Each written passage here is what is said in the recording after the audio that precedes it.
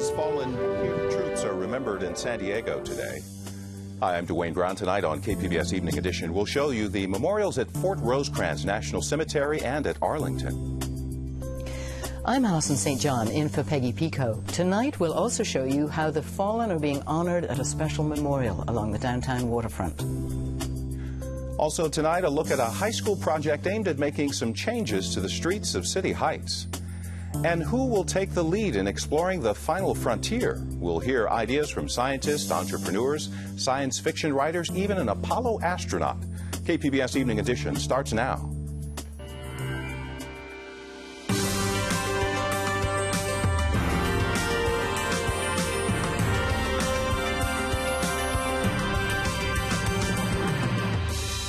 KPBS Evening Edition is made possible by Joan and Irwin Jacobs and by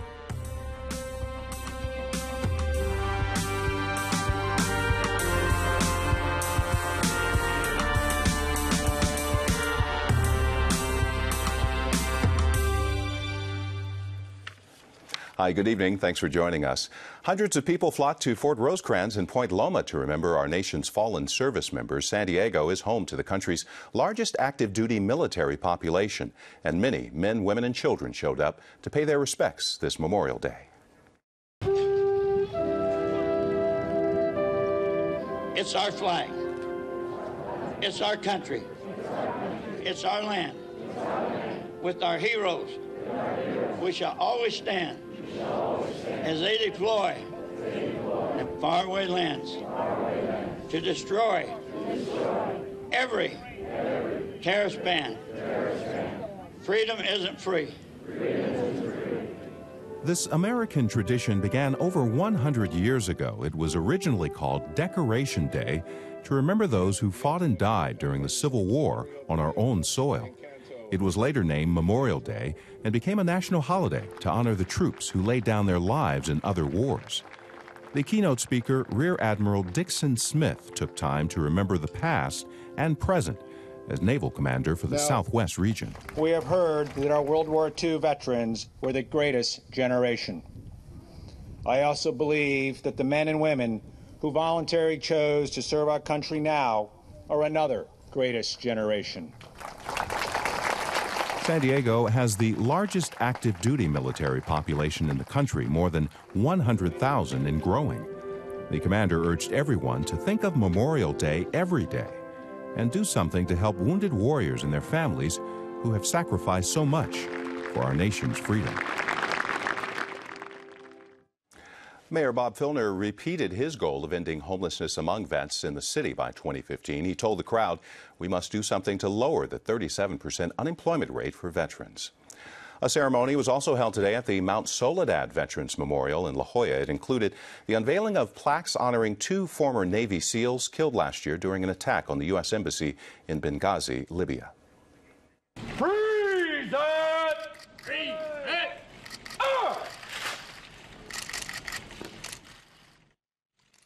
Today, President Obama laid a wreath at the Tomb of the Unknowns at Arlington National Cemetery. While honoring the fallen, he also urged the nation to remember the 60,000 troops still serving in Afghanistan. Let it be our task, every single one of us, to honor the strength and the resolve and the love these brave Americans felt for each other and for our country. Let us never forget to always remember and to be worthy of the sacrifice they make in our name. In recent days, the president and military leaders have been speaking out against an increase in military sexual abuse. KPBS reporter Alison St. John shows us one way the Navy is responding to the problem. Almost midnight, and Chief Petty Officer Armorn Barty is one of a team of officers patrolling the multi-story barracks where almost 5,000 single sailors, both men and women, live. Well, normally we would start off at Snyder Hall. That's the main starting focal point. That's a basic unaccompanied housing for junior sailors. We'd pretty much rove around all the barracks. We have a bowling alley on the base that's open till roughly 11 o'clock midnight, midnight on the weekends. We'd cut around through the back behind. There's a fence line around by the train station, and there's smoking areas, little parks over there. We'd cut around there just to make sure that there's nothing going on in the dark. Master Chief Scott Mathis says they also check the rooms. You know, we have had instances where we've intervened in a bad situation where you've got a young female, too much to drink, she's in a room with 6 or more guys that are also drinking, and you break that up and have them all move along. Sitting with a group of ETs, or electronic technicians, Peggy Wyatt says she's heard a lot about preventing sexual abuse since she joined the Navy more than a year ago. We're just told there's no stigma to it. The victim, never blame the victim. Don't be afraid to step in if you see something happening, even if it's a higher up or somebody you wouldn't necessarily want to report, just report it anyway. One member of the Shore Patrol team, Yeoman Chief Cassandra Samponpakti, says part of the solution is to have more women in positions of authority. The appearance of female leadership in the military has a really big bearing. A lot of sailors are used to having a lot of male leaderships around, but when you have a female leadership walking around, it gives the females a sense of pride and also gives females assurance that we are here for them. Yes. The Navy started to beef up night shore patrols in San Diego this spring as part of a national effort to change the culture in the military and turn the tide on sexual abuse. Alison St. John, KPBS News. Federal officials want to look into charging a fee to enter the U.S. by land. The proposed study is in a budget plan from Homeland Security. Right now, crossing the border is free. The study would create a test program without actually collecting fees. Some lawmakers along the southern border say they support the plan if it helps improve infrastructure, but northern lawmakers say it would hurt communities in their states. San Diego's Mayor Bob Filner promised to get cars out of Balboa Park's Plaza de Panama this holiday weekend. Didn't quite work out. The plaza is still open to traffic. Filner says plans were delayed after protests from the Old Globe Theater. Now he's making another promise about a different park, wading into an old controversy over a dog park on Fiesta Island in Mission Bay. A plan for the island includes a road that would actually disrupt the large dog park. The mayor has spoken to the Fiesta Island Dog Owners Group, saying he supports their side and will stop it from going through. Dogs and their families can exercise and play together. And there are some plans apparently that want to put a road through this area. I don't think that makes any sense. We should maintain. This is so rare in our state and in our nation that we ought to preserve it. On another matter, Filner has declared a public health hazard this weekend in La Jolla Cove, where the buildup of bird droppings has literally caused a stink. We've told you about the smell before. Tomorrow, a private company will go to work to get rid of it, testing a special cleaner. If all goes well, a full cleanup will begin next month. A busy holiday weekend for San Diego lifeguards, with strong rip currents off the coast leading to more rescues than usual for Memorial Day weekend. There were more than 100 rescues alone yesterday. And there's a new $7.5 million attraction at the San Diego Zoo. KPBS reporter Susan Murphy tells us why it's a healthy expansion for the zoo's koala colony. This mother koala named Tanalia and her 10-month-old baby named Gummy are settling into their new, much bigger home at the San Diego Zoo. The 3-acre outdoor Australian outback exhibit is also home to 19 other koalas and a variety of Australian species, including wallabies, wombats, and birds. In their previous exhibit, female koalas spent much of their time indoors. That's because the zoo thought the temperature-controlled environment was healthier for breeding females and their offspring. But senior zoo veterinarian Jeff Pye says they recently learned that the lack of sun and natural vitamin D caused 95% of the colony to have a degenerative bone disease. Unfortunately, we didn't realize how important vitamin D is for koalas. And so having them outside exposed to ultraviolet light from the sun allows them to produce vitamin D in their skin, and we've pretty much eliminated the shoulder and hip problems that we had in the past. The new exhibit is drawing big crowds. A group of first graders from Del Mar Heights Elementary School got one of the first looks at the animals in the land down under. They describe the koalas as cuddly, furry, and cute. 6-year-old Emmanuel Amorati says he liked learning about the joeys. That the babies can go in the pouch, and they stay in the pouch for 6 months, and their pouch is very tiny because so the koala doesn't fall out. Karen Lanyon, the Australian Consul General from Los Angeles, says the zoo's successful koala program started in 1925 when Australia brought over its first koala. It's the biggest colony of breeding Queensland koalas outside Australia, so the biggest anywhere in the world, and it's been very successful. They've had 123 joeys over that time, and the first one was born here in 1960. Susan Murphy, KPBS News.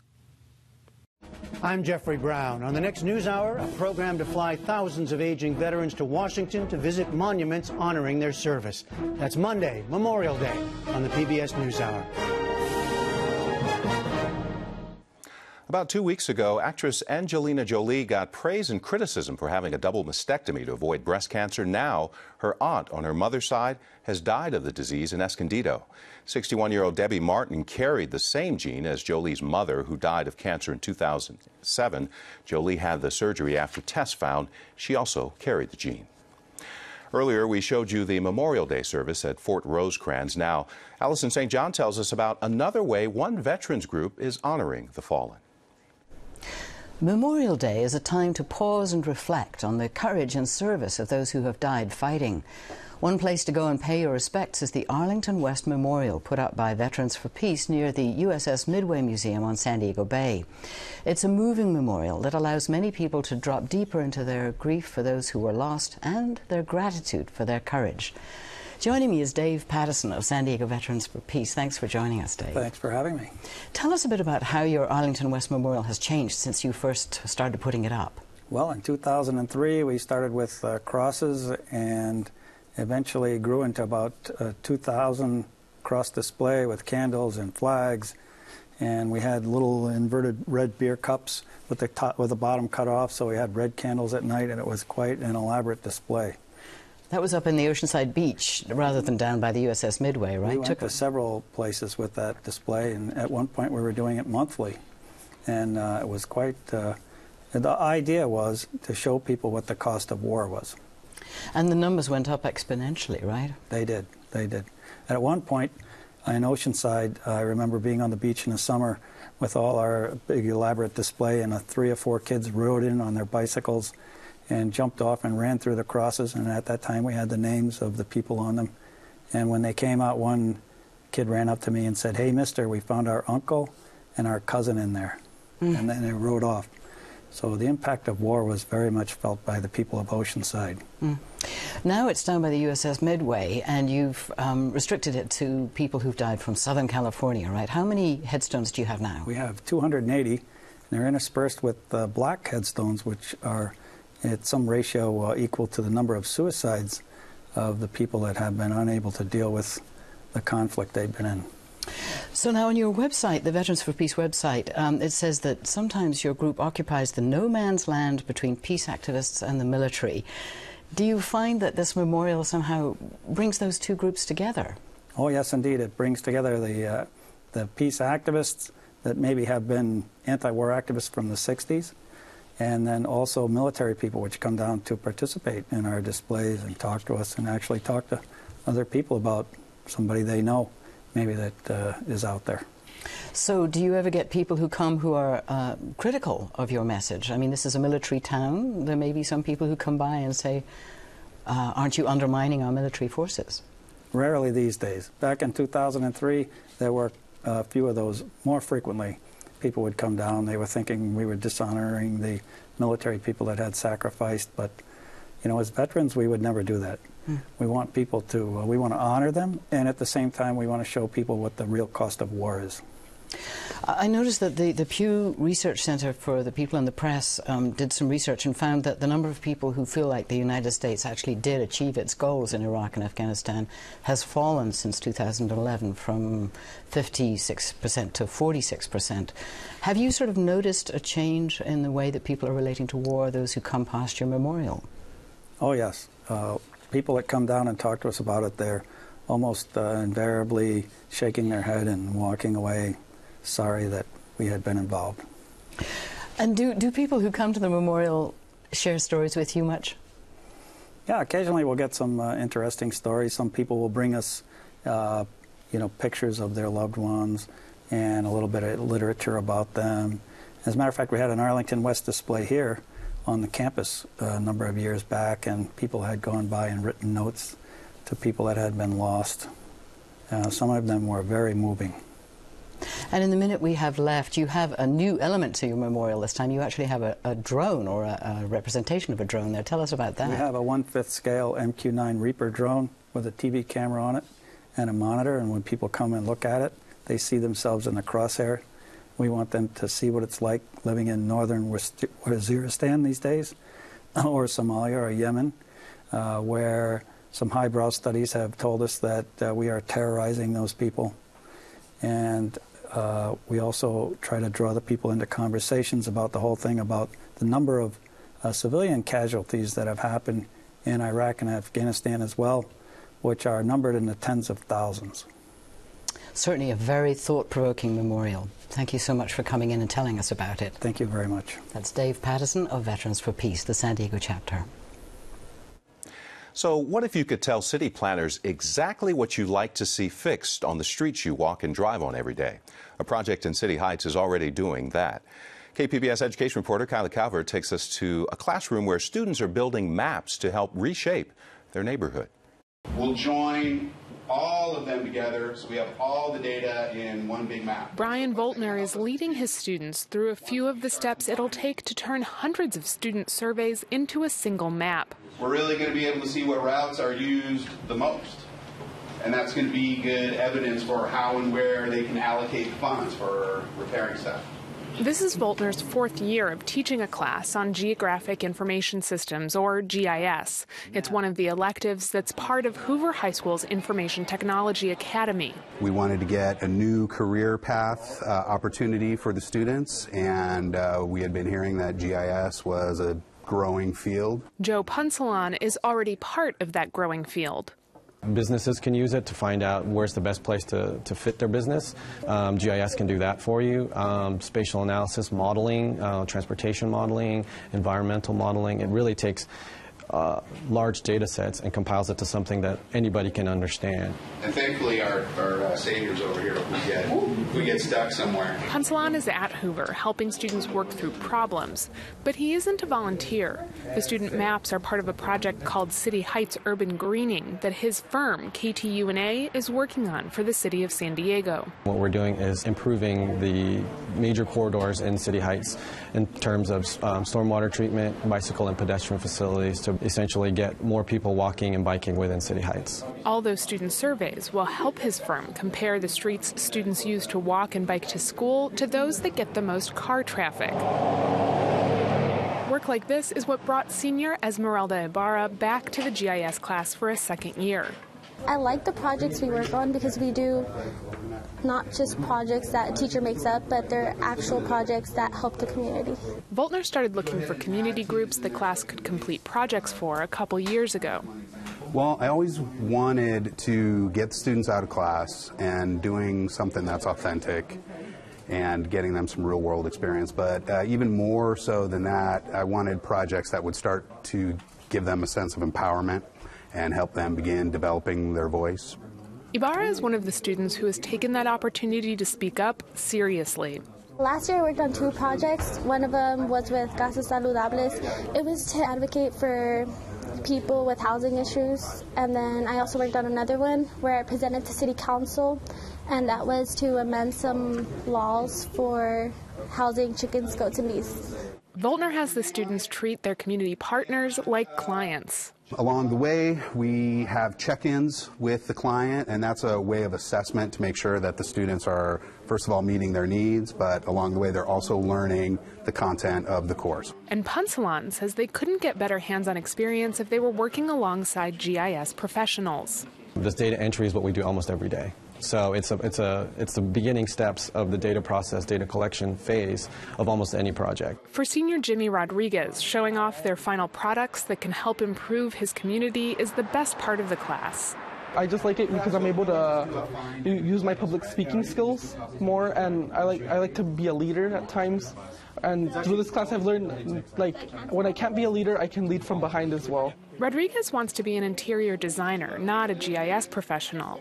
But Voltner, the teacher, says preparing students to be successful in any future workplace is the real goal of courses like his. They have to learn how to set and meet deadlines, set and meet goals. Organizational skills, as you've seen, data management is key. So there's a lot of that, and working with adults, working in groups and teams, working for a supervisor, all of those kind of skills are going to help them no matter where they go. And research shows that classes like this one, that show students how their academic work is tied to the real world, improve student achievement and graduation rates. A week later, Rodriguez sees that connection close up and gets to put his public speaking skills to work when the class's finished maps are on display at a community forum. University, El Cajon, Orange, and Fairmont are the most traversed streets by students. So the next steps of this project are that we will be giving this information to KTUNA, and from there will be a report that I think that will go to the city of San Diego, and it will show the 12 or 10 narrowed down streets that are most likely to be fixed. He says he may not be old enough to vote yet, but he knows he has the power to shape his community. Kyla Calvert, KPBS News. Space may be the final frontier, but who's in charge of it? Should exploration and colonization be a matter for governments or private industry? It was a major topic of discussion and sometimes heated at a pair of conferences in San Diego. KPBS science and technology reporter David Wagner has the story. Once again, space is having a moment. In the past year, millions of people watched a NASA rover land on Mars. Touchdown confirmed. We're safe on Mars. Millions more tuned in to see a man jump out of a balloon at the edge of space. Even millions more have been serenaded by a Canadian astronaut floating in zero gravity. This is ground control to Major Tom. All this public interest comes at a time of great optimism in space exploration. Experts believe humans are about to go further than we've ever gone before. However, some aren't exactly enthusiastic about how we'll get there. I think we may indeed actually go to the stars. I do not think that NASA is going to take us there. With their paltry budget and limited resources, NASA in fact can't take us there. These days, when the United States wants to send an astronaut to the International Space Station, it has to pay $70 million to Russia for a seat on one of their Soyuz rockets. That's why many in the space industry think private companies, not governments, will be taking the next giant leaps for mankind. Dutch businessman Bas Lonsdorp heads up one of the most ambitious, and some might say outlandish, companies hoping to commercialize space. And Mars One is organizing a manned mission to Mars in the year 2023, sending 4 more people every 2 years after that, to establish the first permanent human settlement on the next planet. Lonsdorp envisions this mission not only as a huge advancement in science, but also as a huge media spectacle. He plans to fund the mission by televising these one-way trips to Mars. What we want to do is involve the whole world in this mission to Mars by sharing these stories with a large audience. So involving them in astronaut selection, in how are the astronauts training, in documentaries that explain the technology, and of course in humans actually leaving the Earth forever to go to Mars, landing there, showing what their life will be like.